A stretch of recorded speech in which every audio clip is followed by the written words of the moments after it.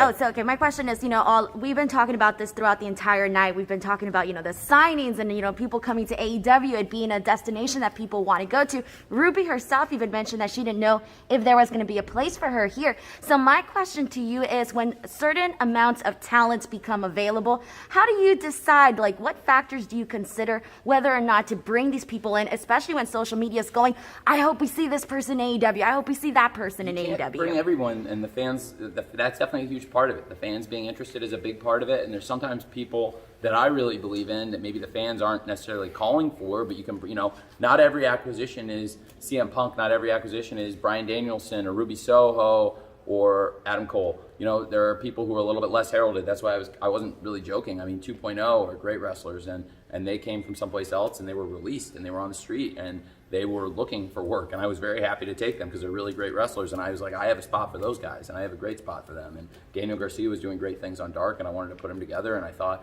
they could come in, and I wanted to get a look at them in a trios match on Dynamite against Moxley, Eddie, and Darby, because I thought it would just be really cool to get Moxley, Eddie, Darby, and Sting out there, and you can't use the wingmen in that spot every week.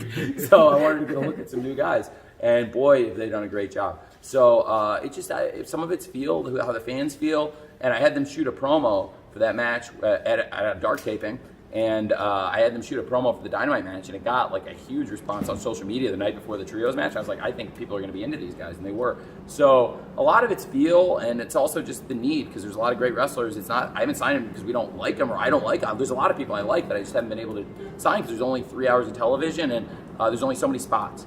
But it's a great question, and it's really just gut feel. And honestly, there's been some that I maybe would have wanted at times that we didn't get, but then sometimes they even come back around. There's been people that I wanted, and it worked out in the end, and they're here. So